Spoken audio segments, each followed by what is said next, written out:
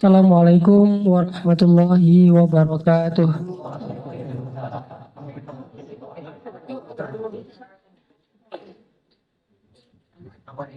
Innal hamdalillah hamdan katsiran tayyiban mubarakan fih kama yuhibbu rabbuna wa yarda. Asyhadu an la ilaha illallah wahdahu la syarikalah wa asyhadu anna Muhammadan abduhu wa rasuluhu la nabiyya ba'dah. Allahumma shalli wa sallim wa barik ala sayyidina Muhammad wa ala alihi wa ashabihi wa man tabi'ahu ila yaumil qiyamah. Bapak Ibu, teman-teman sekalian yang dirahmati Allah Subhanahu wa taala. Sebelum kita masuk kepada materi kajian kita pada malam ini, coba teman-teman sekalian yang punya aplikasi Al-Qur'an di handphonenya membuka firman Allah di dalam surat At-Talaq. Surat At-Talaq artinya apa? Surat diputusin ya. Surat 65, surat At-Talaq ayat ke-2. Saya akan bacakan potongan terakhir dari ayat kedua surat At-Talaq sampai ayat ketiga. Kemudian nanti potongan terakhir dari ayat keempat dan ayat kelima. A'udzu billahi minasy syaithanir rajim. Bismillahirrahmanirrahim. Wa man yattaqillaha yaj'al lahu makhraja ويرزقه من حيث لا يحتسب ومن يتوكل على الله فهو حسبه إن الله بالغ أمره قد جعل الله لكل شيء قدرا. Kemudian ayat keempat terakhir, وَمَنْ يَتَّقِ اللَّهَ يَجْعَلْ لَهُ مِنْ أَمْرِهِ يُسْرًا ذَلِكَ أَمْرُ اللَّهِ أَنْزَلَهُ إِلَيْكُمْ وَمَنْ يَتَّقِ اللَّهَ يكفر عنه سيئاته ويعظم له أجرا. Sadaqallahul azim. Artinya, barang siapa yang bertakwa kepada Allah, maka Allah akan menjadikan baginya jalan keluar dan memberikannya rezeki dari arah yang dia tidak sangka-sangka. Barang siapa yang menyerahkan urusannya kepada Allah, niscaya Allah akan mencukupkan segala keperluannya. Sesungguhnya Allah melaksanakan urusan yang dikehendakinya. Sesungguhnya Allah telah mengadakan ketentuan bagi tiap-tiap sesuatu. Kemudian di ayat keempat terakhir, dan siapa yang bertakwa kepada Allah, Allah akan menjadikan dari setiap urusannya kemudahan. Itulah perintah Allah yang diturunkannya kepada kalian, dan barang siapa yang bertakwa kepada Allah, niscaya Allah akan menghapus kesalahan-kesalahannya dan melipat gandakan pahala baginya. Shadaqallahul azim. Teman-teman yang dirahmati Allah Subhanahu wa taala, di penggalan yang tadi saya baca di surat At-Talaq, Allah tuh kayak ngasih kita satu quote, satu kalimat bahwa kesuksesan seorang hamba itu Allah letakkan di dalam ketaatan. Ini kata-kata kuncinya adalah kesuksesan orang Islam itu Allah letakkan di dalam ketaatan. Allah tidak meletakkan kesuksesan seorang hamba itu di dalam dosa. Jadi nggak ada cerita beruntung orang yang pernah berbuat dosa, itu nggak ada. Kan suka ada yang ngomong gini, ini dia baru-baru hijrah gitu. Dia bilang,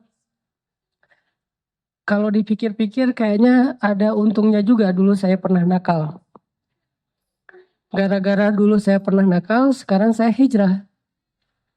Gara-gara dulu saya pernah nggak jelas hidupnya, sekarang saya jadi tahu bahwa saya tuh harus kayak gimana. Ini kalimat seperti menyilangkan dua hal yang nggak nyambung. Karena nggak mungkin dosa itu memberi keuntungan tuh nggak mungkin. Sebagaimana ketaatan memberi kerugian, itu juga nggak mungkin. Nggak ada ceritanya orang yang berbuat baik terus rugi, itu nggak ada. Kalau dia bertransaksinya dengan Allah. Kalau dia berdagangnya dengan Allah, itu nggak ada tuh. Tapi kalau dia berdagang dengan manusia, bisa nyilang. Karena manusia banyak kurangnya. Kalau dia berdagang dengan Allah, nggak mungkin bersilangan kayak gitu. Nggak ada ceritanya orang yang berdagang dengan Allah dengan cara sholat, puasa, sodakoh, haji, tilawah, maafin orang lain, apapun kebaikan yang dia berharapnya kepada Allah balasannya, terus rugi gara-gara berbuat itu. Nggak ada. Sebaliknya juga gitu. Nggak ada ceritanya orang yang meninggalkan dosa, orang yang berbuat dosa, orang yang berzina, minum, dan segala macam, narkoba, terus dia untung gara-gara itu nggak ada. Kalau dia melihat rugi dan untung itu dari angle agama. Sehingga Allah Subhanahu wa Ta'ala berjanji bahwa Allah meletakkan keuntungan, meletakkan kesuksesan, meletakkan kebahagiaan hanya dalam ketaatan. Allah tidak meletakkan itu di tempat yang lain. Tidak ada kebahagiaan dalam kedurhakaan. Tidak ada kesenangan atau keuntungan di dalam dosa-dosa, di dalam maksiat, di dalam kekufuran. Itu tidak ada. Allah hanya meletakkan semua kebaikan itu di dalam ketaatan. Sehingga Allah katakan barang siapa yang taat, Allah akan berikan bagi dia jalan keluar. Barang siapa yang taat, Allah kasih bagi dia rezeki yang tidak pernah terduga-duga. Barang siapa yang taat, Allah mudahkan urusan-urusannya. Barang siapa yang taat, Allah maafin kesalahan-kesalahannya. Dan itu tidak Allah pernah janjikan kepada orang yang berbuat dosa. Siapa yang berbuat dosa, Allah kasih jalan keluar. Kalau dia curang dalam berdagang, Allah kasih untung yang banyak. Itu nggak ada kaidah seperti itu. Tidak ada kaidah Allah berjanji kepada orang-orang yang curang dalam timbangan, dia akan memperoleh keuntungan 2 kali lipat. Nggak ada janji kayak gitu. Jadi mustahil kita mencari keuntungan, kebahagiaan, kesuksesan dengan cara melakukan hal yang Allah nggak suka. Itu mustahil. Dan inilah kaidah dasar dalam agama untuk membedakan hak dan batil. Untuk membedakan sesuatu yang baik atau sesuatu yang buruk. Sehingga tidak perlu kita merasa beruntung pernah menjadi jahat, beruntung pernah nakal, beruntung pernah bandel, beruntung pernah nggak jelas hidup kita, nggak ada beruntungnya. Tapi justru Ustadz, gara-gara saya dulu pernah nakal, sekarang saya jadi hijrah. Ya kalau kamu nggak nakal, mungkin hijrah kamu sekarang udah sampai di mana? Tetap tidak ada beruntungnya. Tapi hijrah yang sekarang beruntung. Yang dulu nggak beruntung. Jadi yang perlu dia justru harusnya ucapkan bukan beruntung saya pernah nakal, enggak. Beruntung Ustadz, saya bisa hijrah padahal saya nakal banget dulu. Harusnya gitu. Kalau Allah nggak ngasih saya hidayah dan mati dalam keadaan masih banyak dosa, mungkin saya udah celaka dunia, celaka lagi nanti di akhirat. Jadi yang beruntung bukan pernah nggak jelas, beruntungnya justru sekarang alhamdulillah dapat hidayah. Ada orang ngomong gini teman-teman, lebih baik orang yang berbuat dosa lalu bertaubat daripada orang yang berbuat baik udah gitu sombong. Ini kalimat kayaknya benar nih. Tapi kalau kita teliti kata demi kata, ini keliru. Gak ada cerita orang berbuat dosa lebih baik daripada orang yang berbuat baik.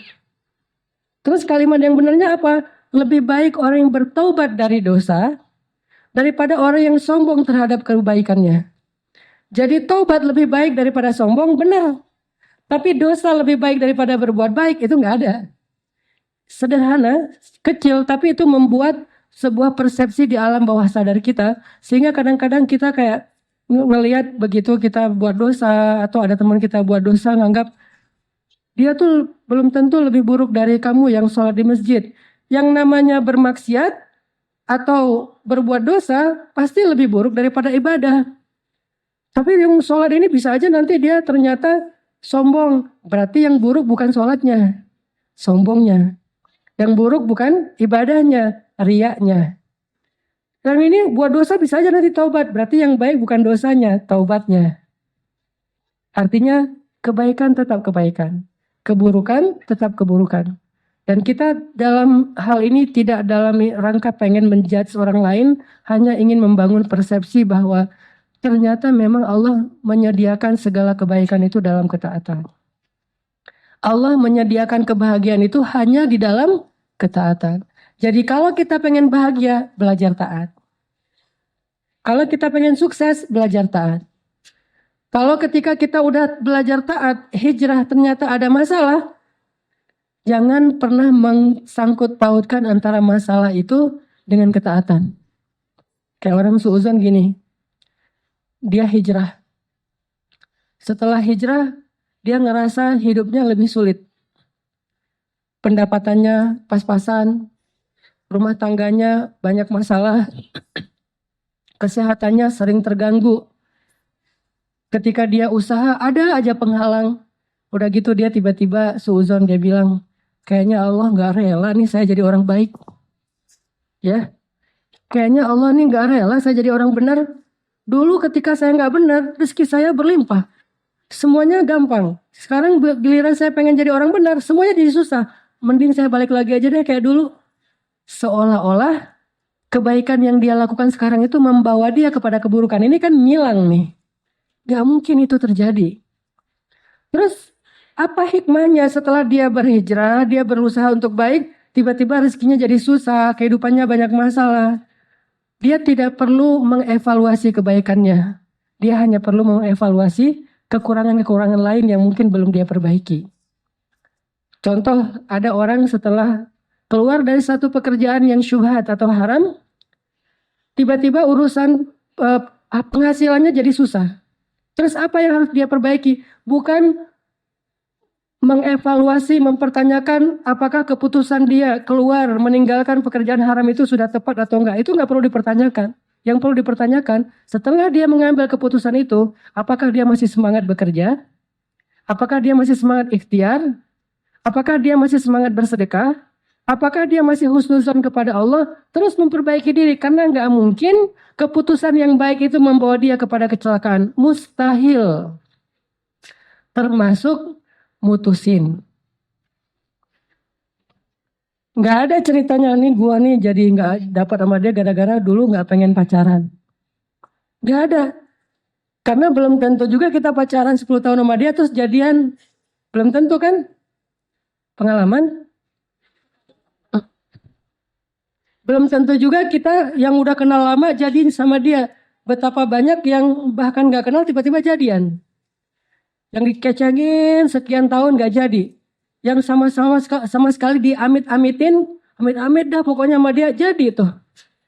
Ini artinya tidak ada ceritanya melakukan sesuatu yang gak baik menguntungkan kita, melakukan sesuatu kebaikan merugikan kita, itu gak ada.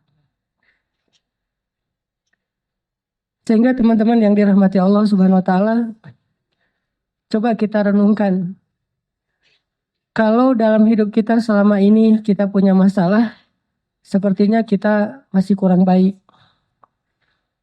Karena kalau kita ada masalah, pasti masalah itu muncul dari keburukan-keburukan kita. Bisa keburukan hari ini, bisa keburukan kita yang di masa lalu. Nggak mungkin karena kebaikan, pasti keburukan. Keburukan hari ini atau keburukan kita di masa lalu. Tinggal kita mengevaluasi keburukan itu. List kesalahan kita yang harus kita perhatikan, bukan list kebaikan. Lalu kita coba renungkan, kayaknya saya masih kurang baik nih. Ayo tingkatkan lagi kebaikan kita. Hubungan dengan Allah perbaikin lagi. Datang ke rumah Allah seringin lagi. Terutama di prime time. Apa prime time-nya? Subuh. Itu waktu favorit tuh. Mengangkat kedua tangan lebih lama lagi. Terutama di waktu yang Allah sendiri turun ke langit dunia. Udah gitu Allah bertanya, hal min dhi hajah? Hal min taib? Ada enggak hambaku yang butuh sesuatu biar aku kasih? Ya Allah butuh. Allah tahu kan butuhnya apa? Ya tahu kamu, kalau kamu kan pasti jodoh. Gak mungkin yang lain. Lalu kok Allah tahu jomblo? Apa sih masalah jomblo yang paling utama selain itu kan? Kita mah boleh lapar. Kita boleh lapar perut, kita boleh nggak jelas hidupnya, tapi hati harus terisi. Kalau itu udah ada, nggak makan juga nggak masalah. Yang penting siangnya makan, paginya doang yang enggak. Nah ini teman-teman artinya kita coba perbaiki lagi hubungan kita dengan Allah. Dan jangan pernah ragu bahwa hubungan kita kalau semakin baik dengan Allah, hidup kita susah itu nggak ada. Nggak ada pasangannya kayak gitu tuh nggak. Makin baik hubungan kita dengan Allah, hidup kita makin mudah. Makanya ini sekedar inspirasi aja, saya baru juga dapat sharing dari seorang teman tadi. Beliau cerita dulu sebelum hijrah di sebuah pekerjaan yang gak halal. Beliau ngerasa hidup beliau penghasilannya tuh kayak lancar gitu, banyak. Untung besar segala macam. Tapi setelah beliau hijrah, beliau ngerasa sekarang kenapa kok penghasilan saya jadi kayak berkurang Ustadz. Jadi masalah malah susah, finansial saya tuh bermasalah Ustadz. Saya tanya, dulu sebelum hijrah emang ada masalah apa? Masalahnya sih saya punya hutang 47 miliar. Makanya saya hijrah. Tapi setelah saya hijrah kok saya penghasilannya jadi susah Ustadz, gak kayak dulu lancar. Saya balik tanya, memangnya dulu Bapak bagaimana disebut penghasilan lancar sementara hutangnya 47 miliar? Itu bukan penghasilan lancar, itu bukan rezeki, itu bukan keberlimpahan, itu minus. Minus 47 miliar. Sejak hijrah, beliau ngerasa penghasilannya susah. Enggak, justru sejak hijrah, penghasilan beliau mungkin gak bertambah, tapi minusnya nahan segitu aja, jangan nambah lagi gitu. Pelan-pelan berkurang minusnya. Jadi misalnya 20 miliar, 10 miliar. Dan ini uang semua ini. Saya juga kaget, 47 miliar, langsung berhitung gitu. Beli kerupuk berapa misalnya, beli bakso, lumayan banyak kan ya. Orang sering salah paham, dia ngerasa bahwa dulu sebelum hijrah lancar, padahal nggak lancar penghasilannya, lancar hutangnya. Setelah berhijrah mungkin seret gitu, tapi hutangnya juga seret. Penghasilannya Allah akan perbaiki secara bertahap. Kayak orang sembuh, sembuhnya pelan-pelan. Pertama mungkin hilang dulu panasnya, kemudian mulai hilang radangnya, kemudian mulai lemesnya hilang, udah agak sehat, bertahap. Artinya teman-teman gak mungkin bersilangan, sehingga kita coba belajar yakin. Wa may yattaqillah pasti yaj'al lahu makhraja. Jadi kalau kita berbuat baik, gak usah khawatir, kebaikan kita tuh gak bakalan sia-sia, gak bakalan. Berdoa gak bakalan sia-sia. Aduh, kayaknya sia-sia nih saya berdoa gak ada hasilnya. Gak ada. Ini kayaknya rugi aja nih saya selalu berdoa ternyata gak ada perubahan. Gak mungkin. Doa itu ibadah. Dan gak mungkin ibadah itu ngerugiin kita tuh gak mungkin. Terus mana hasilnya? Mungkin kita belum paham tentang fikih doa. Belum paham bukan tentang tata cara doanya. Hikmah bagaimana cara Allah mengabulkan doa. Dikabulkan pasti. Kalau gak ada penghalang. Mungkin salah satu penghalang doa yang dikabulkan kan makanan yang tidak halal kan ya. Salah satunya nih. Atau silaturahim terputus. Kalau nggak ada penghalang doa kita pasti dikabulkan Allah. Cuman kita kadang terlalu memaksakan Allah mengabulkan seperti yang kita pengenin. Padahal bisa aja Allah ngabulinnya sesuatu yang lebih baik dari apa yang kita pengenin. Atau Allah mengabulkan doa kita dengan memberikan kebaikan yang sama nanti di akhirat. Toh kita hidup tuh nggak sekali, kita hidup tuh 2 kali, dunia dan akhirat. Dan bahkan dunia itu kita cuma hidup sebentar, 60-an tahun, dan itu pendek banget loh. Kita nggak pernah ngebandingin sih, makanya nganggap kayak usianya panjang 60 tahun. Coba bandingkan dengan umat kaum Nabi Solih, kaum Ad dan Samud, berapa usianya? Rata-rata 1.500 tahun, 2.000 tahun. Nabi Nuh dakwahnya doang 950 tahun. Usianya lebih dari itu. Sehingga dulu ada ibu-ibu ya, lagi nangis di atas kuburan anaknya. Anaknya meninggal ABG gitu. ABG meninggal, SMA juga belum lulus gitu, meninggal. Entah tabrakan, entah apa gitu. Meninggal, ibunya nangis di atas kuburan. Nah, kasihan kamu ya, meninggal muda, belum sempat menikmati hidup. Gitu-gitu deh, merintih, meratap. Lewat seorang ulama di zaman itu, umat Nabi Solih. Ibu, kenapa menangis? Ini anak saya meninggal muda, kasihan. Emang usia berapa dia meninggal? Masih ABG. Berapa? 300 tahun. 300 tahun ABG coba. Terus ulama ini bilang, wah ibu, bersyukurlah dikasih usia 300 tahun. Karena nanti akan muncul suatu generasi, suatu umat yang usianya hanya 60 tahun. Ibu ini kaget, hah manusia 60 tahun? Gak salah tuh, Kita 60 tahun tuh udah lama loh. Bagaimana kan 60 tahun itu gak ada apa-apanya. Sampai ibu itu mengatakan, kalau saya cuma dikasih usia 60 tahun, bakalan saya pakai itu seumur hidup saya hanya dengan 1 kali sujud. Bayangin sujudnya aja 60 tahun. Kita sujud panjang dikit, gak bangun-bangun, ketiduran kan. Sholat imamnya baca agak panjang dikit, berdiri sebelah kaki. Aduh pegal sebelah gantian gitu. Kayak orang sholat tarawih agak panjang dikit kan mulai batuk pojok sana, bersin pojok sana. Wah ada aja. Tiba-tiba banyak sakitnya. Umat Nabi Solih ibadahnya sujudnya doang 60 tahun. Bahkan Allah menciptakan malaikat setiap hari khusus tugasnya untuk sujud pada Allah. Jadi diciptain langsung sujud. Dan tidak bangkit dari sujudnya sampai hari kiamat. Berapa jumlahnya? Sehari 70.000 malaikat. Setiap hari Allah menciptakan 70.000 malaikat yang tugasnya itu untuk sujud. Memenuhi Baitul Ma'mur. Memenuhi langit dunia. Sehingga Baitul Ma'mur itu kata Nabi sesek luar biasa.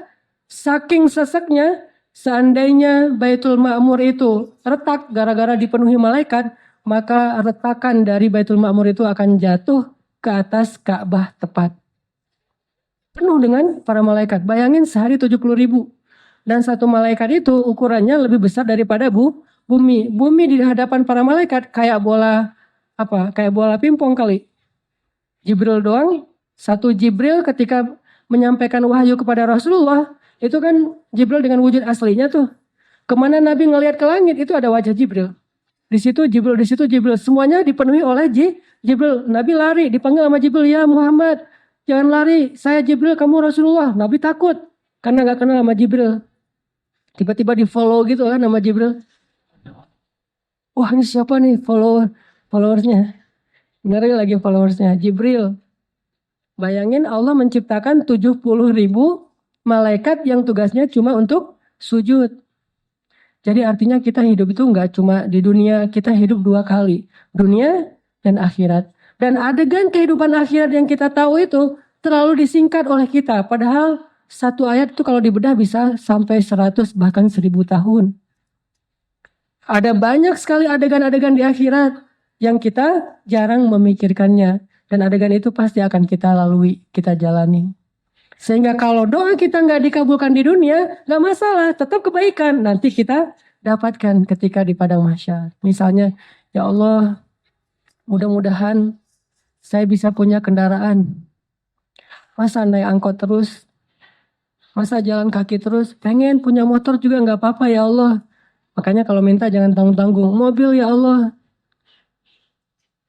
Atau nggak usah mobil, roda 3 juga nggak masalah, demo ya. Ya Allah saya pengen punya kendaraan, doa pengen punya kendaraan. Ternyata qadarullah dalam sekian lama dia berdoa gak punya kendaraan. Meninggal masih jalan kaki atau paling-paling sepeda ontel. Gak punya kendaraan bermotor. Apakah doa dia sia-sia? Enggak. Berarti kalau nggak dikabulkan sejak dia hidup di dunia, nanti dia di surga itu atau di padang mahsyar udah punya kendaraan. Kok tiba-tiba datang kayak Alphard gitu kan di padang mahsyar itu. Dijemput gitu. Silakan Mas. Nih apa nih kok ada Alphard di padang mahsyar gitu kan ya? Toyota.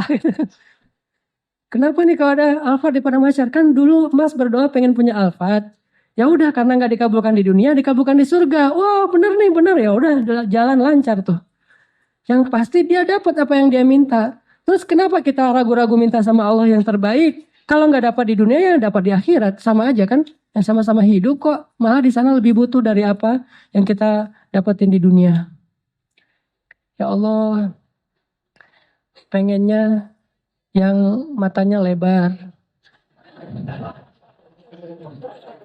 Alisnya bertaut, nyambung gitu. Jadi satu.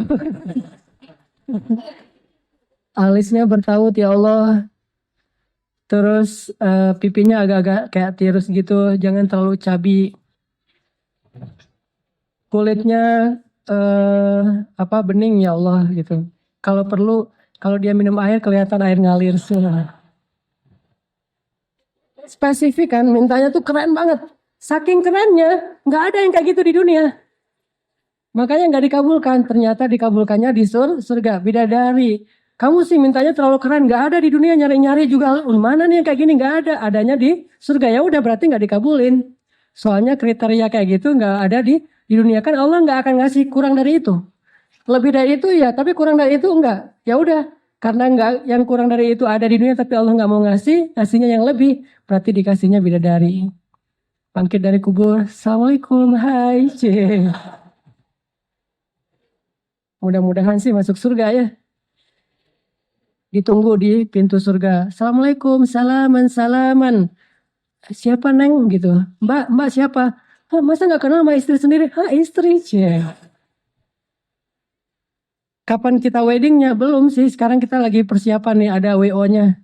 WO-nya para malaikat gitu kan. Mau bikin acara wedding di surga. Langsung kita dibawa ke dirias segala macam. Lipstikan, warna-warni. Udah, terus yang jadi walinya Allah Subhanahu wa taala sendiri. Bukankah di dalam surga itu ada pernikahan? Baca deh hadis-hadis tentang surga. Bukan hanya sifat surga, tetapi orang yang ahli surga. Di surga juga ada mall. Dalam bahasa Al-Quran, dalam bahasa hadis disebut dengan suk kan. Suk itu kan pasar, bahasa modernnya mall. Dan mall itu one stop shopping. Kita masuk ke mall itu, keluarnya lebih keren daripada sebelum masuk. Berarti ada, kalau buat cewek itu ada pedikur, manikur, spa, segala macam lah. Dia masuk, wajahnya udah keren nih. Keluar lebih keren daripada sebelum dia masuk mall. Udah di treatment seluruh tubuhnya. Mall. Artinya apa yang kita minta di dunia, kalau Allah nggak ngasih, nggak usah khawatir. Nggak ada sia-sianya. Allah kasih nanti di akhirat. Ya Allah, pengen badannya lebih tinggi. Udah pull up segala macam, nambahnya cuma 1 senti. Udah setahun kayak gitu. Ya Allah pengen badan lebih tinggi. Selalu ngelihat ke teman. Kalau lagi foto pasti ngejinjit sendiri gitu. Ternyata sampai meninggal makin tua makin tawadu kan. bukan makin nambah makin berkurang. Emang fitrah manusia kayak gitu. Ya Allah kok nggak nambah malah berkurang. Kalau nggak dikabulkan di dunia, Allah kabulkan nanti di akhirat. Bukankah penduduk surga itu tinggi-tinggi? Berapa tingginya laki-laki surga? Setinggi Adam. Berapa tinggi Adam? Kata Nabi, 80 hasta. Ini 1 hasta. Setengah meter, berarti 40 meter. Jangan bilang Adam itu raksasa. Kitanya yang hobbit. Memang kita kecil. Karena kata Nabi, ala surati, artinya fisik Adam itu ideal. Idealnya cowok tuh segitu. Pemain basket paling 2 meter ya. Ini 40 meter loh. Dan itulah ideal. Jadi pemain basket jangan sombong. Biasa aja lah dibandingkan Adam. Bahkan kadang-kadang kesenggol Adam juga gak sadar. Berdiri sebelah Adam. Ih apaan sih ini di bawah. Ada kita di situ. Jadi kita tuh gak ada apa-apanya dibandingkan ciptaan Allah yang lain. Manusia aja ada yang keren seperti Adam.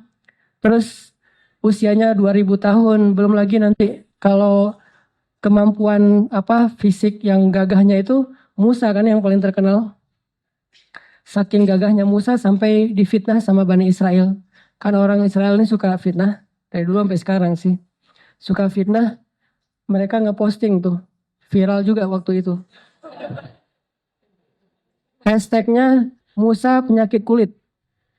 Dituduh Musa itu punya penyakit kulit. Musa kudisan. Musa apa gitu. Viral aja di antara Bani Israel. Cuman dengan dekat-dekat sama Musa ntar ketularan. Akhirnya pada menjauh dari Musa. Allah belain di akhir surat Al-Ahzab bahwa Musa itu nggak penyakit kulit. Suatu hari Musa lagi mandi, kayak di cerita-cerita hikayat gitu kan. Lagi mandi di sebuah oasis, bajunya ditaruh di atas batu. Mandi cuma pakai celana karena badan kan nggak aurat. Pakai celana, bajunya ditaruh di atas batu. Mandi nih. Pas sudah selesai mandi, mau ngambil baju, ternyata batunya udah pindah. Tadi batunya ada di sini, tiba-tiba udah sekitar 10 meter ke sana. Musa harus berlari karena takut ketahuan badannya. Kelihatan orang lain lari mau mengambil baju di atas batu, batunya lari. Dikejar sama Musa. Hajar, thawbi, hajar, thawbi, hajar. Baju saya batu, baju saya batu, batu, baju, batu. Kayak gitu aja. Ngejar-ngejar baju di atas batu. Batunya lari dan itu di tafsir akhir surat Al-Ahzab itu ada hadisnya. Gimana baju Musa dibawa lari sama batu dengan qadarullah. Lari, kemana larinya? Ke pusat-pusat orang banyak. Jadi ada skate parknya Bani Israel gitu, lewat. Anak-anak Bani Israel lagi main skate gitu, lagi nge-trick gitu ya. Tiba-tiba Musa lari gitu, kayak indoor runners gitu kan, lari ngejar-ngejar baju. Ternyata wajah tubuh Musa tuh keren banget ya. Anak-anak skate jadi kayak ngelamun gitu ngeliat wajah dan tubuh Musa.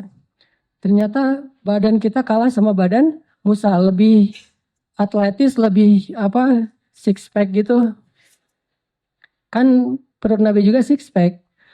Gak tahu six atau berapa, yang jelas berbentuk perutnya. Kata sahabat kan di perut Nabi itu kayak ada lipatan kertas ya. Atau kayak ada batu yang tersusun, itu namanya six pack. Jadi orang yang one pack, berarti dia gak ikut sunnah Nabi tuh. Kita harus belajar minimal 3 packs lah. Ya. Berbentuk kertas 3 packs, kalau nggak bisa 6. Musa ngejar lagi, terus setelah di daerah-daerah kayak skate parknya anak-anak Bani Israel, pergi lagi ke tempat anak-anak yang lagi main BMX, pokoknya anak-anak street lah pokoknya sebut dijalanin tuh. Dikejar sama Musa sampai berhentinya di mana? Di pasarnya Bani Israel, di tengah pasar. Tuh batu berhenti di tengah pasar. Akhirnya diambil bajunya oleh Musa, dipakai langsung, batunya dipukul sama Musa. Retak batu. Bayangin, Musa itu jawaranya Bani Israel. Berani loh sama gue nih. Paling jago tuh di antara Bani Israel. Batu aja retak sama Musa. Jangankan batu, kakaknya Harun itu dipegang janggutnya, dilempar kan sama Musa. Terkenal Musa ini sebagai kayak kalau sekarang mungkin kayak MMA lah, mixed martial art. Jadi gulat bisa main bawah, tengah, atas, pokoknya jago lah, juara di ultimate fight. Ini Musa nih di zamannya. Fisiknya seperti Adam, tingginya, kuatnya seperti Musa, wajahnya seperti Yusuf. Kalau sekarang ngerasa wajah kita alhamdulillah tawadu banget. Nggak ada kesempatan untuk sombong gitu ya. Mending jadi kita bisa memilih mau sombong mau tawadu, mending milih tawadu aja, apalagi nggak ada kesempatan. Ya udah saya emang kayak gini, kulitnya agak-agak dop gitu kan, eksotis. Terus wajahnya alhamdulillah, masya Allah. Berdoa, ya Allah saya pengen wajah seperti Yusuf. Kalau nggak dikabulkan, kita tinggal ngetes aja di dunia. Ada nggak orang ketika ngeliat wajah kita ngiris tangannya nggak berasa? Dikasih kayak pisau potong buah gitu, ngiris tangannya ngeliat wajah Yusuf. Mereka nggak berasa kalau tangannya sudah teriris dan mengeluarkan darah. Saking takjub terpana melihat wajah Yusuf. Itu gantengnya tuh di atas rata-rata. Mau Justin Bieber, Justin Timberlake, siapalah pokoknya nggak ada. Atau mau siapa itu tuh yang Arab teh? Ya gitu deh. Artis-artis Eropa yang keren-keren, coba bandingin. Ini saya tanya sama cewek-cewek, pernah nggak cewek-cewek ngelihat artis Korea ngiris tangan nggak berasa? Gak pernah kan, berarti jauh lah dibandingkan Yusuf. Dan Yusuf yang ada di sini sekarang. Nanti dikabulkannya di surga. Wajahnya seperti Yusuf. Yang luar biasanya lagi, tingginya seperti Adam, kekuatannya seperti Musa, wajahnya seperti Yusuf, akhlaknya seperti Muhammad Sallallahu Alaihi Wasallam. Akhlaknya seperti Rasulullah. Dan gak usah tanya lagi akhlak Rasul kayak gimana. Sebaik-baik akhlak manusia itu adalah Rasulullah SAW. Dan inti dari akhlak Nabi itu cuma dua. Ra'fah, rahmah. Ra'ufun, rahimun. Ra'fah itu ngerasa gak enakan. Rahmah itu pengen ngelakuin sesuatu yang baik untuk orang lain. Itulah inti dari akhlak Rasulullah. Gak enakan orangnya. Ada yang datang ke rumah Nabi gak pulang-pulang. Nabi gak enak mau nyuruh pulang. Datang sahabat. Datang ke rumah Nabi udah gitu makan. Setelah makan curhat. Rasul saya gini. Rasul boleh selfie dulu sebentar. Rasul apa segala macam. Kan Nabi kan kayak lebih daripada selebgram kan ya. Semua orang pengen ketemu Nabi. Tapi Nabi tuh gak enak mau nolak. Nabi tuh gak enak nyuruh mereka pulang. Mau ngelihat jam, kasih isyarat gitu, udah jam berapa ya sekarang? Gak pada ngeh. Nabi kayak diam-diam aja, mereka gak pada ngeh. Akhirnya karena Nabi gak enakan, sampai Allah sendiri yang nyuruh mereka pulang. Turun ayat. Kalau kalian datang ke rumah Nabi, makanlah. Kalau udah selesai makan, pulanglah. Sampai gitu coba. Karena udah turun ayat, Nabi gak enak, gak menyampaikan. Karena itu perintah Allah. Akhirnya Nabi bilang, udah turun ayat loh. Kata semua, oh Masya Allah, Alhamdulillah. Turun ayat ya Rasul, bacain. Bener nih bacain, bener. Kalau kalian udah selesai makan, pulanglah. Oh gitu, pulang. Akhlaknya seperti Rasulullah. Akhlak yang luar biasa. Apalagi sebagai suami tuh, kalau pengen jadi suami romantis, jangan belajar cuma ngegombal. Romantis itu adalah akhlak. Kalau dia jadi belajar dari Rasulullah tentang akhlak, itu pasti jadi otomatis romantis. Bayangin Rasulullah ya, istrinya lagi ngambek bisa dibikin ketawa oleh Rasul. Lagi bete bisa ketawa oleh akhlak Rasul. Kita orang lagi ketawa bisa bete oleh akhlak kita. Lagi enak-enak ketawa nih tiba-tiba jadi bete gara-gara salah-salah ngomong kan. Kalau Rasul orang bete bisa ketawa, coba gimana mulianya akhlak beliau. Jadi jangan merasa diri udah hebat kalau belum bisa bikin orang bete tersenyum. Apalagi kalau orang lagi tersenyum tiba-tiba jadi bete. Bukankah sering pasangan kita, saya. Belum kan? Bukankah sering cewek itu atau istri itu jadi bete gara-gara suaminya ngelakuin kesalahan. Udah gitu gak ngerasa lagi, salah saya apa? Gitu kan ya. Disuruh tidur di luar baru sadar, oh ya saya emang salah gitu. Rasulullah itu Aisyah lagi bete bisa dibikin ketawa. Aisyah lagi kayak marah gitu sama Rasul. Terus kata Aisyah, ya udah kalau gitu saya laporin aja ke ayah saya gitu, ke Abu Bakar. Dia lupa kalau Abu Bakar itu muridnya Rasul. Kiai sama muridnya kan gampang. Kamu apa? Ya Pak ya. Lupa kalau Abu Bakar itu adalah muridnya Rasul. Saya laporin nih ke ayah saya. Kata Rasulullah, ya udah saya anterin ya.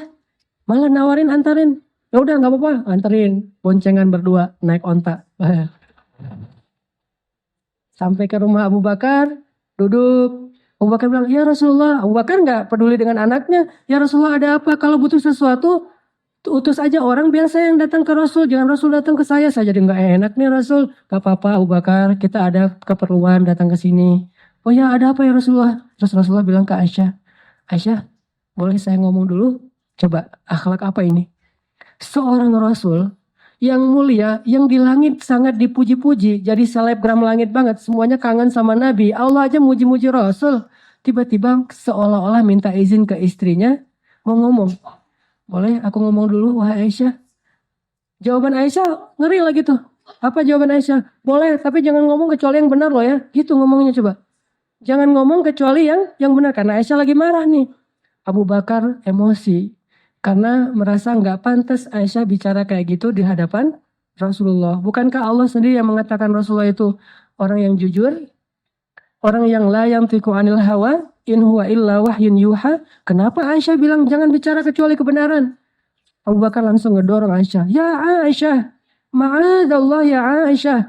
Innalillah kalau bahasa kita. Bagaimana kamu mengatakan hal demikian di hadapan Rasulullah? Innahu Rasulullah. Dia itu Rasulullah ya Aisyah. Marah-marah Abu Bakar di hadapan Aisyah. dilerai sama Rasulullah. Jadi Rasulullah menengahi di antara Abu Bakar dan Aisyah. Ya Abu Bakar, Rasulullah malah marah ke Abu Bakar. Bukan untuk ini kami datang ke sini supaya kamu memarahi istri saya, enggak. Dia enggak salah ya Abu Bakar, kamu jangan marah-marah sama istri saya. Ya Rasulullah, Abu Bakar, maaf ya Rasulullah, itu keceplosan gitu. Terus Nabi di antara kedua orang itu tiba-tiba ngelihat ke belakang ke arah Aisyah dan bilang, tuh Aisyah lihat, aku kan ngebelain kamu kan. Akhirnya Aisyah, ya udah gimana sekarang? Udah pulang aja daripada orang itu ngamuk lagi, pulang nih. Pulang ketawa-ketawa berdua. Abu Bakar yang jadi malah bingung sendiri gitu. Pulang coba lihat akhlak Rasul. Tingginya setinggi Adam. Kekuatannya seperti Musa. Wajahnya seperti Yusuf. Akhlaknya seperti Rasulullah SAW. Jadi nggak mungkin kita berdoa yang keren-keren terus sia-sia. Nggak. Kalau nggak dikasih sekarang, dikasih nanti. Kalau nggak dikasih nanti, dikasih nanti di akhirat yang pasti dikasih sama Allah. Kebaikan tidak mungkin sia-sia. Alhamdulillahirabbil alamin. Hamdan katsiran tayyiban mubarakan fih kama yuhibbu rabbuna wa yarda. Asyhadu an la ilaha illallah wahdahu la syarika lah wa asyhadu anna Muhammadan abduhu wa rasuluhu la nabiyya ba'dah. Allahumma salli wa sallim wa barik ala sayyidina Muhammadin kama dzakarahu adz-dzakiruna al-akhyar. Wa salli wa sallim wa barik ala sayyidina Muhammadin makhtalafa al-lail wan nahar. Wa salli wa sallim wa barik ala sayyidina wa habibina wa maulana Muhammadin wa ala al-muhajirin wal ansar. Ibadallah, usikum wa nafsi bitaqwallah. Wa tazawwadu fa inna khairaz zadi taqwa. Inna akramakum indallahi atqakum. Fattaqullaha mastata'tum. ولقد قال الله تعالى في القرآن الكريم أعوذ بالله من الشيطان الرجيم يا أيها الذين آمنوا اتقوا الله حق تقاته ولا تموتن إلا وأنتم مسلمون. Jamaah Jumat yang dirahmati Allah Subhanahu wa taala.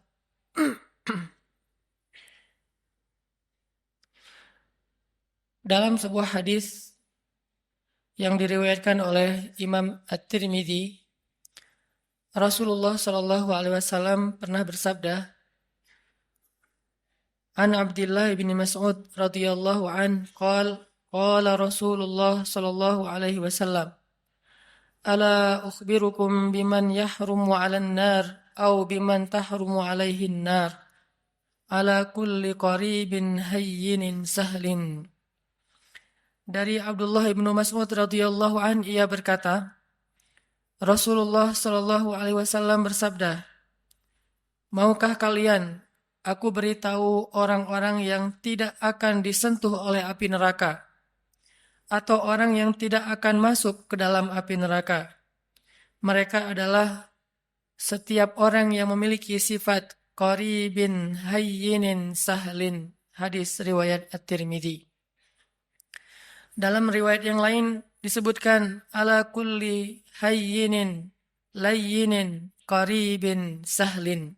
Orang yang memiliki 4 sifat, yaitu sifat hayyin, sifat layyin, sifat qaribin, dan sifat sahlin.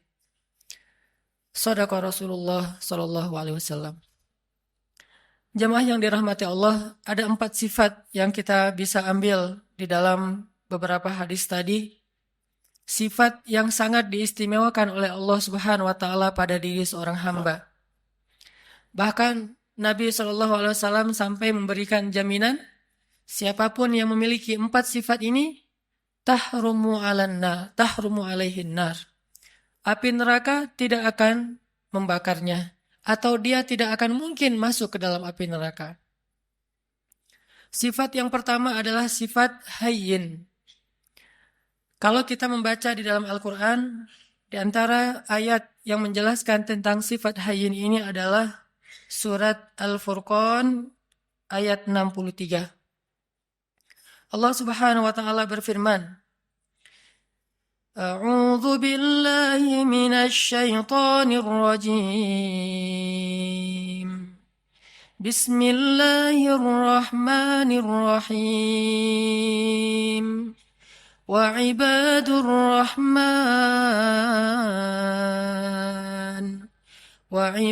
الرحمن الذين يمشون على الأرض هونا وإذا خاطبهم الجاهلون قالوا سلاما.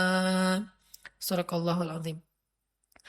Di antara ciri hamba Allah yang dicintai oleh Allah yang Maha Rahman adalah yamshuna 'alal ardi hauna. Orang yang berjalan di muka bumi dalam keadaan haunan atau hayyinan. Haunan atau hayyinan, para ulama menerjemahkan adalah orang yang memiliki sifat tawadhu, rendah hati. Dan sifat rendah hati ini adalah sifat dasarnya seorang hamba. Bahkan kalau kita memberi judul terhadap ayat yang pertama turun kepada Nabi SAW, maka ayat yang pertama turun kepada Nabi itu ada dua judul atau dua tema besar. Tema yang pertama adalah tentang kebesaran Allah, dan tema yang kedua adalah tentang kehinaan seorang hamba. Itulah ayat yang pertama turun kepada Nabi. Iqra bismi rabbikal ladzi khalaq. Ini ayat tentang kebesaran Allah.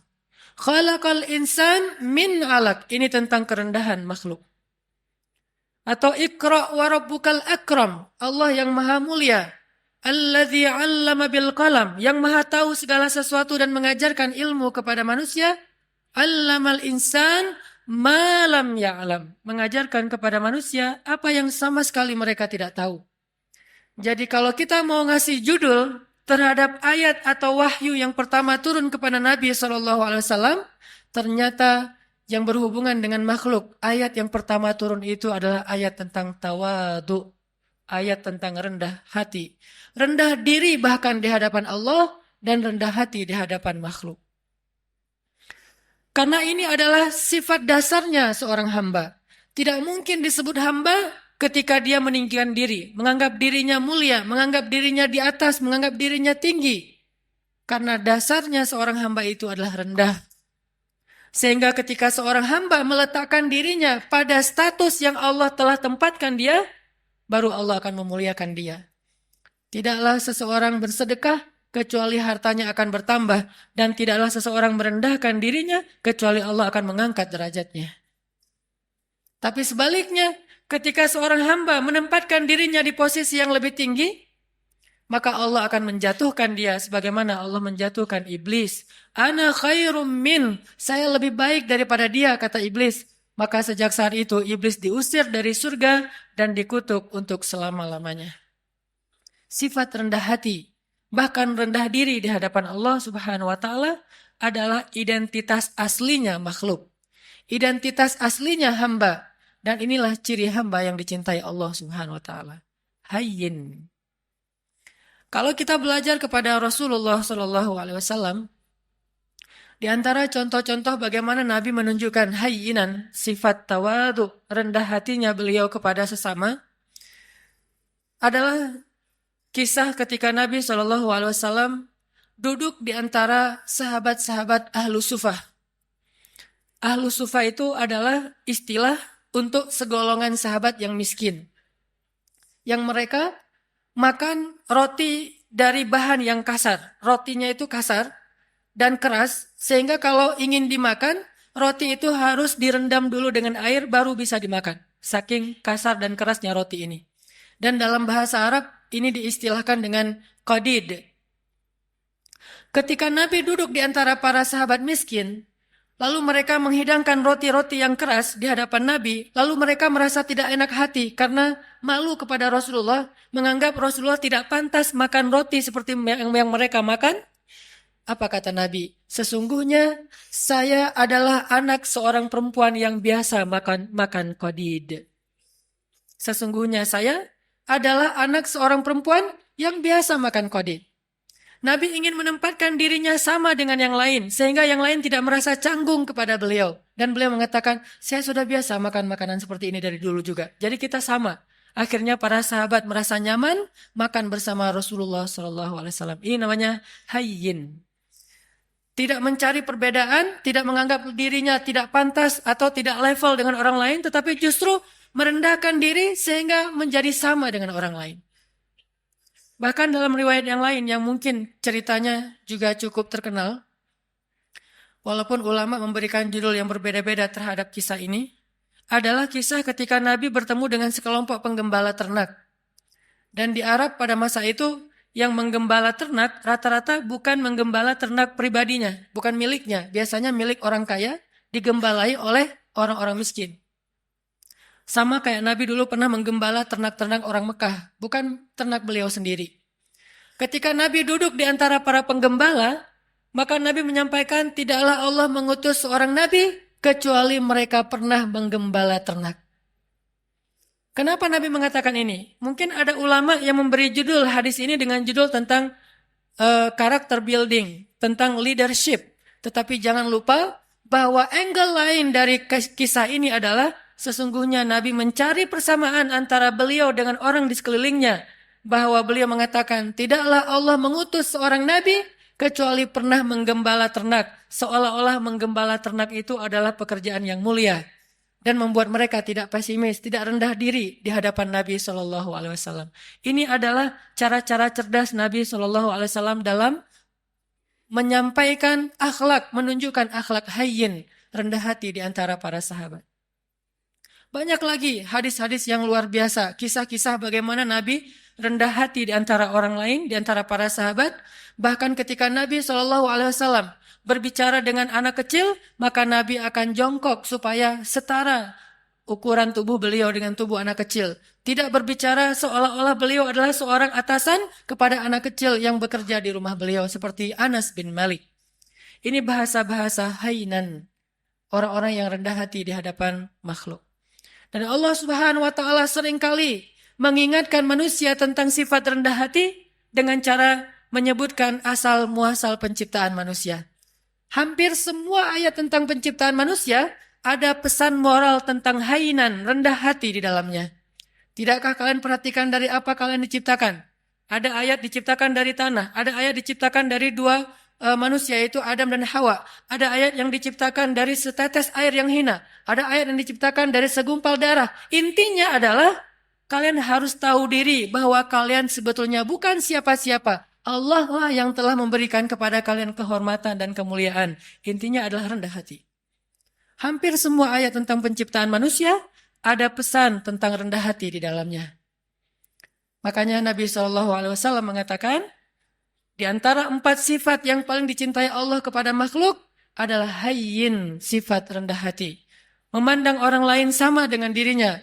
Dan di antara makna sombong atau takabur adalah merendahkan orang lain dan menganggap dirinya lebih baik daripada orang lain.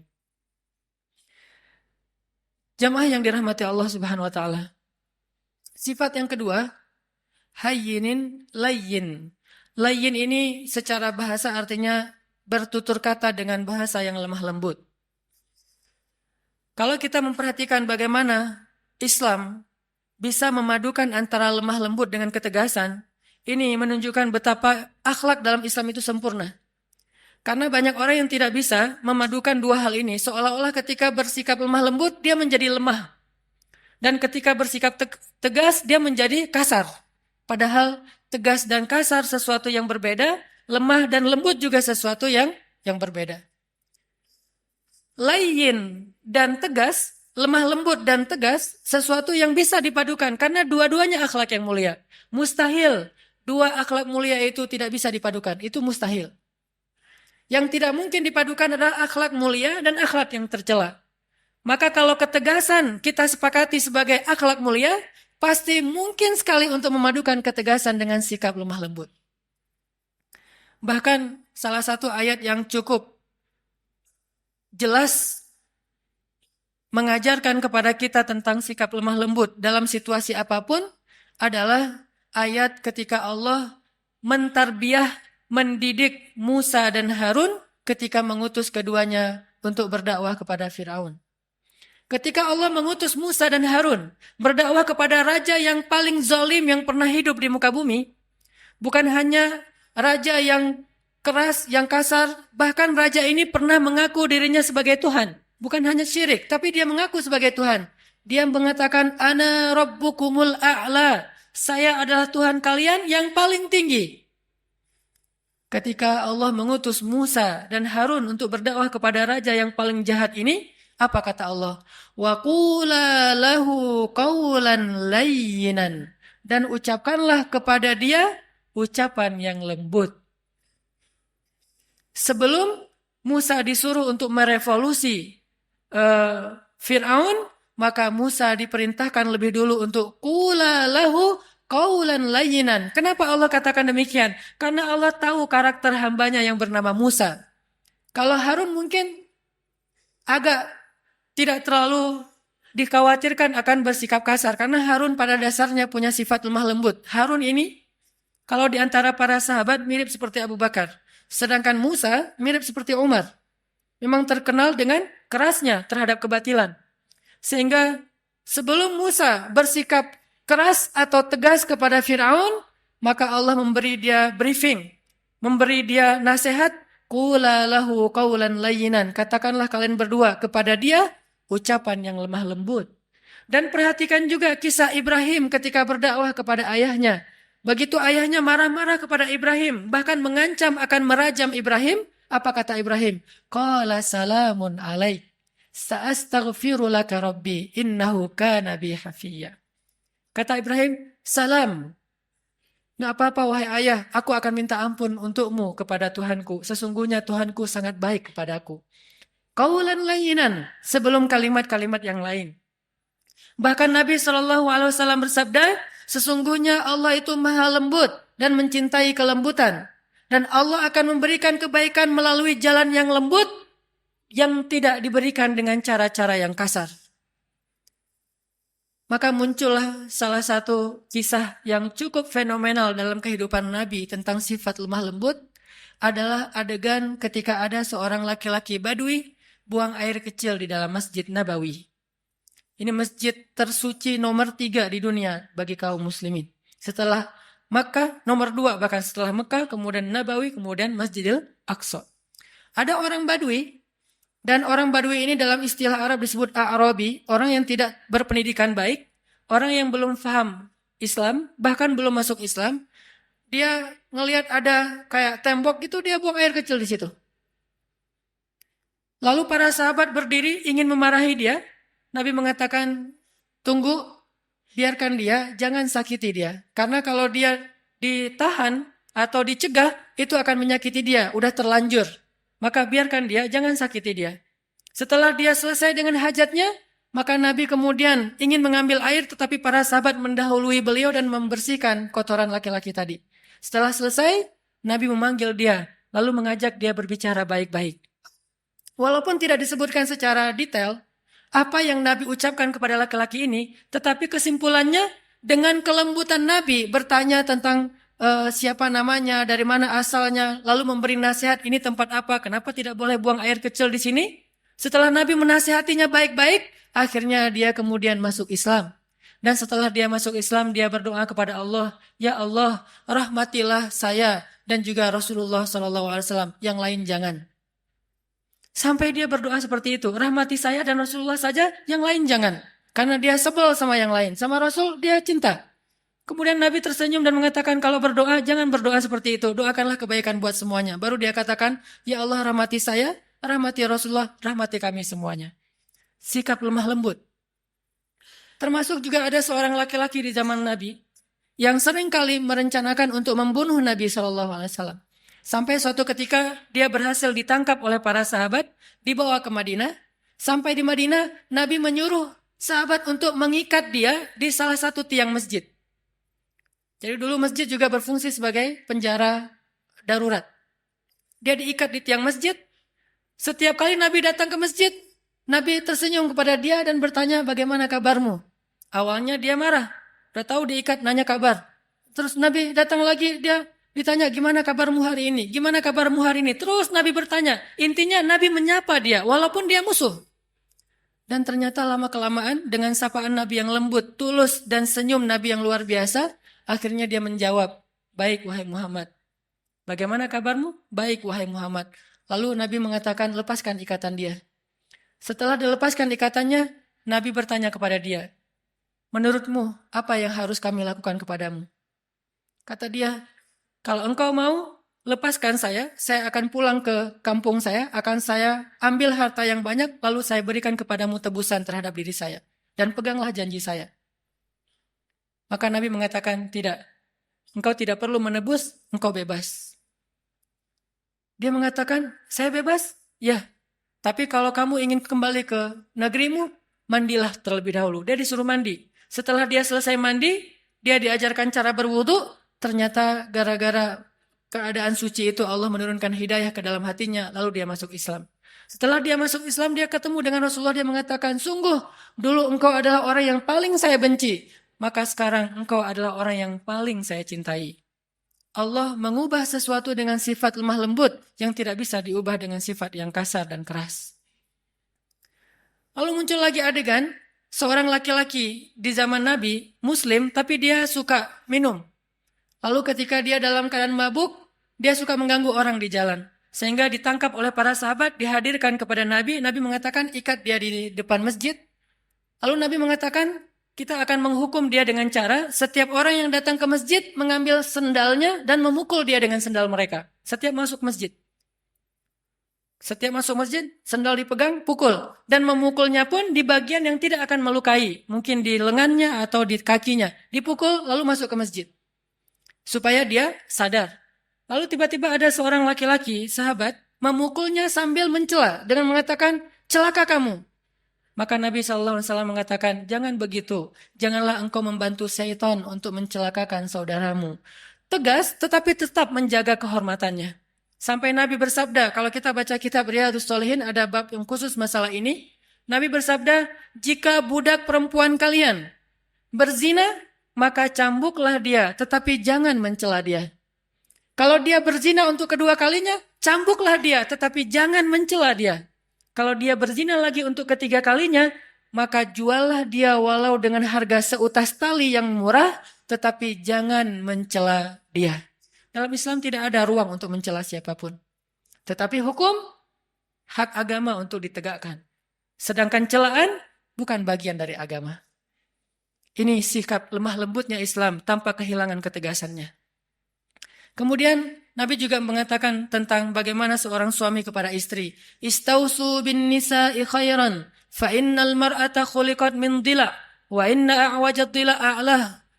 Perlakukanlah istri kalian dengan lemah lembut, dengan baik.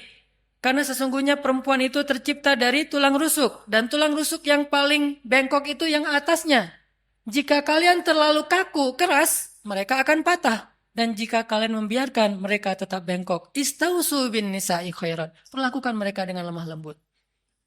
Ini diantara banyak sekali riwayat-riwayat tentang pentingnya sifat lemah lembut, walaupun bukan berarti tidak ada ketegasan sama sekali. Yang ketiga, setelah hayyinin, rendah hati, layyinin, lemah lembut, ada sahlin. Sahlin itu mudah dan memudahkan. Kalau ke dirinya easy going, kalau ke orang lain itu dia sangat gampang, enjoy gitu. Tidak terlalu mempersulit urusan orang lain. Dan saking ingin memudahkan urusan orang lain, Nabi SAW sering kesulitan sendiri. Saking ingin memudahkan urusan orang lain, sampai beliau sering kesulitan sendiri. Di antaranya, suatu saat Nabi sedang berada di pasar, tiba-tiba ada seorang perempuan, kemudian meminta Nabi, hei anak muda, temenin saya belanja. Nggak tahu kalau itu Rasulullah. Ditemenin sama Nabi, angkat barang-barangnya sampai selesai semuanya, kemudian diantarkan ke rumahnya, sehingga Nabi jadi tidak menyelesaikan hajatnya sendiri, demi memudahkan urusan orang lain. Karena Allah berfirman, siapa yang memudahkan urusan saudaranya di dunia, maka Allah mudahkan urusan-urusan dia nanti di akhirat. Dan kita tahu akhirat itu hari ketika urusan akan sangat sulit dan kepayahan. Nabi memudahkan. Bahkan dalam sebuah riwayat yang juga cukup terkenal, suatu pagi Nabi SAW lapar, kemudian beliau datang ke dapur istrinya, membuka-buka, kalau bahasa kita mungkin membuka panci gitu, ingin mencari makanan apa di dapur. Ternyata hari itu Aisyah belum memasak apa-apa. Sehingga Nabi ketika lagi buka-buka panci di dapur, tiba-tiba Aisyah muncul. Nabi tidak ingin mempersulit Aisyah, sehingga tiba-tiba Nabi mengatakan, ya Aisyah, hari ini saya berpuasa. Sehingga Aisyah otomatis mengatakan, oh ya sudah kalau gitu sekalian, memang saya hari ini tidak memasak. Bukankah puasa sunnah boleh niat belakangan dengan syarat belum makan apa-apa? Akhirnya Nabi yang tadinya niat tidak puasa, gara-gara tidak ada makanan dan tiba-tiba Aisyah muncul. Dan kalau Nabi sampai ketahuan lagi buka-buka panci, nanti Aisyah terpaksa harus belanja, masak segala macam. Untuk memudahkan Aisyah, Nabi mengatakan langsung, Aisyah, hari ini saya berpuasa. Sehingga Aisyah tidak perlu merasa bersalah karena tidak memasak hari itu. Lihat bagaimana Nabi memudahkan urusan keluarganya.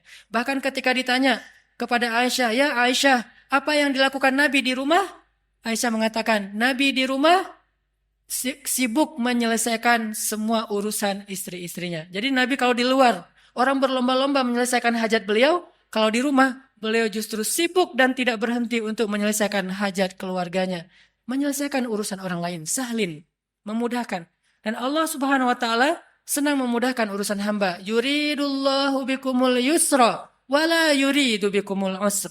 Allah ingin memudahkan kalian dan tidak ingin mempersulit kalian. Lalu siapa kita yang ingin mempersulit urusan orang lain? Bahkan Allah saja ingin memudahkan urusan kita. Yang terakhir, jamaah yang dirahmati Allah, sifat yang dicintai Allah dari seorang hamba adalah qaribin. Qaribin ini lalu menjadi bahasa Indonesia karib, artinya dekat, akrab, tidak jaim. Orangnya itu mudah untuk bergaul. Baru kenal dengan dia langsung akrab. Dan juga bukan berarti dia terlalu sok akrab atau caper dan seterusnya, tetapi mudah bergaul dengan dia. Tidak ada jarak, tidak membuat orang sungkan. Rasulullah SAW ketemu dengan siapapun, orang itu akan mudah curhat kepada beliau. Bahkan seorang perempuan yang baru kenal beliau, dengan nyaman curhat kepada beliau. Datang seorang perempuan mengatakan, ya Rasulullah, bukankah Allah la yastahi minal haq? Allah tidak malu kalau kita ngomong tentang suatu kebenaran? Kata Nabi, ya. Memangnya ada apa? Kata dia, ya Rasulullah, bagaimana cara membersihkan haid? Seorang perempuan nyaman bertanya itu kepada Rasulullah. Dan pasti tidak akan nyaman bertanya itu kepada yang lain. Bagaimana cara membersihkan haid? Nabi mengatakan, ya dibersihkan. Kata dia, ya tapi bagaimana? Kata Nabi, ya dibersihkan. Kata dia, ya tapi bagaimana ya Rasul? Akhirnya Aisyah yang mendengar pertanyaan ini, memegang tangannya, membawa dia masuk ke dalam dan dijelaskan secara lebih jelas, lebih detail, karena Nabi tidak mungkin menjelaskan itu kepada yang bukan mahramnya. Tapi intinya di sini, betapa seorang perempuan merasa nyaman untuk curhat, menanyakan perihalnya kepada Rasulullah, termasuk sampai turun ayat curhat di dalam Al-Quran. Tahukah kita surat curhat di dalam Al-Quran? Surat curhat itu namanya Al-Mujadalah atau Al-Mujadilah. Kalau kita baca Al-Mujadilah artinya curhat. Kalau kita baca Al-Mujadilah artinya perempuan yang sedang curhat. Sampai turun ayat tentang curhat, seorang perempuan datang kepada Rasulullah dan menanyakan perihal masalah keluarganya kepada Rasulullah SAW. Dan tidak ada orang yang datang kepada Nabi dalam keadaan kecewa. Maka jamaah yang dirahmati Allah Subhanahu wa taala, tunjukkan 4 sifat ini dalam kehidupan sehari-hari kita. Mulai dari keluarga, tetangga, siapapun, bahkan orang yang kadang kita tidak kenal di jalan. Bukankah dengan tersenyum kita bisa mencairkan suasana? Bukankah dengan sedikit mengalah itu tidak akan merugikan kita? Kita adalah muslim. Dan sebagai muslim, kita punya tanggung jawab untuk memperlihatkan bahwa Islam itu agama yang indah, agama yang terbaik. Jangan sampai agama Islam ini dicela, justru karena akhlak kita yang tidak baik. Berarti kita telah mencoleng agama kita sendiri. Barakallahu li walakum.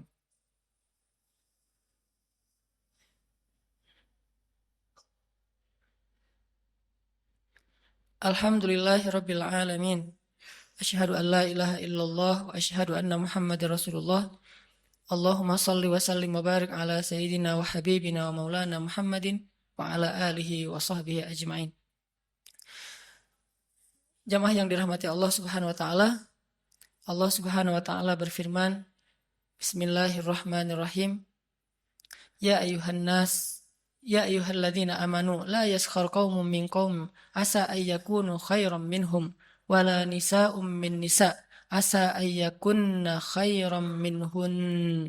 Janganlah kalian saling mencela, karena bisa jadi orang yang dicela itu lebih baik daripada orang yang mencela. Begitu juga sekelompok perempuan. Jangan mencela kelompok perempuan yang lain, karena bisa jadi perempuan yang dicela itu lebih baik daripada yang mencela. Intinya, ayat-ayat akhlak di dalam Al-Quran itu sangat banyak, dan jangan lupakan bahwa akhlak itu sama pentingnya dengan akidah dan ibadah. Dan bukan berarti mengambil akhlak membuang akidah dan ibadah. Atau sebaliknya, mengambil akidah dan ibadah saja tapi mengabaikan akhlak. Islam adalah sebuah kesatuan. Memahami Islam itu harus kafah. Udkhulu fis silmi kafah. Masuklah kalian ke dalam agama ini secara utuh. Utuh artinya tidak mengambil sebagian ayat dan membuang sebagian yang lain. Mengambil satu sunnah dan membuang sunnah yang lain. Mengambil satu syariat dan membuang syariat yang lain. Maka siapapun yang membeda-bedakan antara satu ayat dengan ayat yang lain, satu sunnah dengan sunnah yang lain, satu syariat dengan syariat yang lain, sungguh dia tidak beriman kepada Allah Subhanahu wa taala. Yukhadi'una Allah walladzina amanu wama yakhda'una illa anfusahum. Mudah-mudahan kita bisa mengamalkan ayat dan hadis-hadis tentang akhlak ini dalam kehidupan kita, dan Allah Subhanahu wa taala memberikan apa yang dijanjikan kepada kita, yaitu terhindar dari api neraka. Terakhir, marilah kita sama-sama berdoa, dan saya selalu berharap kaum muslimin di seluruh dunia, hari Jumat adalah yaumud du'a, hari diijabahnya doa.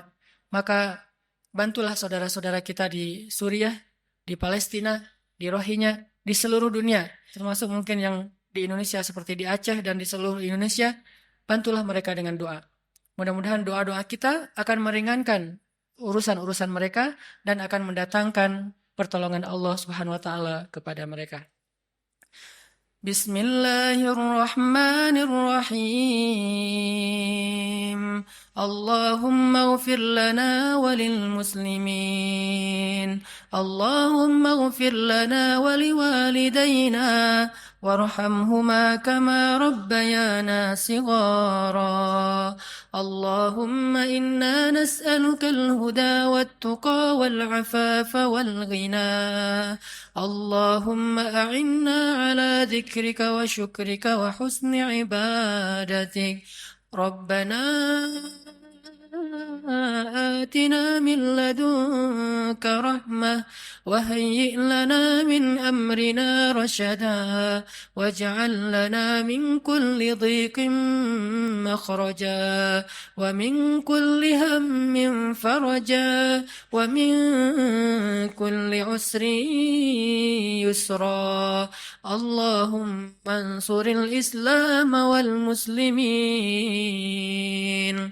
اللهم انصر المسلمين في فلسطين. اللهم انصر المسلمين في سوريا. اللهم انصر المسلمين في العراق. اللهم انصر المسلمين المستضعفين المظلومين في رهينيا. اللهم انصر دعوتنا يا الله. اللهم اشف صدور المسلمين يا الله.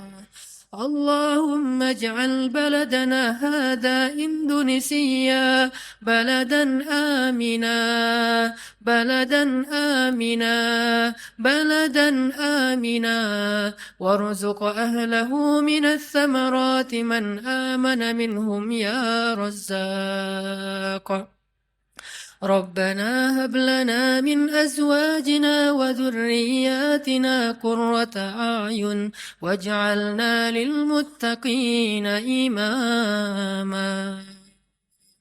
Ya Allah, ya Arhamar Rahimin, ampunkanlah dosa-dosa kami ya Allah, maafkanlah kesalahan kami ya Allah. Ya Arhamar Rahimin, anugerahkanlah kepada bangsa kami ini pemimpin-pemimpin yang taat kepadamu dan adil kepada manusia. Berilah petunjuk-Mu kepada pemimpin-pemimpin kami, dan bimbinglah ulama-ulama kami. Berilah hidayah-Mu kepada pemuda-pemuda Islam di Indonesia, dan bangkitkanlah Islam di tangan-tangan para pemudanya. Berikanlah kepada kami keluarga-keluarga yang menjadi penyejuk mata kami, dan jadikanlah kami imam dalam ketakwaan. Ya Arhamar Rahimin, bantulah saudara-saudara kami di seluruh dunia, saudara-saudara kami di Palestina, di Suriah, di Irak, di Myanmar, di Yaman, di Mesir, dan di seluruh dunia ya Allah. Bantulah saudara-saudara kami di Nanggro Aceh Darussalam, dan kuatkanlah kesabaran mereka. Hindarkanlah negeri ini dari malapetaka dan musibah-musibah yang akan mengambil dan menyakiti urusan dan menyulitkan urusan kaum muslimin. Ya Arhamar Rahimin, satukanlah barisan kaum muslimin, satukanlah hati kaum muslimin. Engkaulah yang menggenggam hati hambamu, tidak ada daya dan upaya kecuali dengan kebesaranmu ya Allah. Ya Arhamar Rahimin, jadikanlah kami termasuk di antara orang-orang yang menolong agamamu. Jangan engkau biarkan kami menjadi orang yang hanya duduk berpangku tangan dan membiarkan agamamu dalam keadaan terlunta-lunta. Ya Arhamar Rahimin, selamatkanlah kami di dunia dan di akhirat. Jauhkan kami dari azab kubur. Berikanlah kepada kami husnul khatimah. Rabbana atina fid dunya hasanah wa fil akhirati hasanah wa qina adzabannar.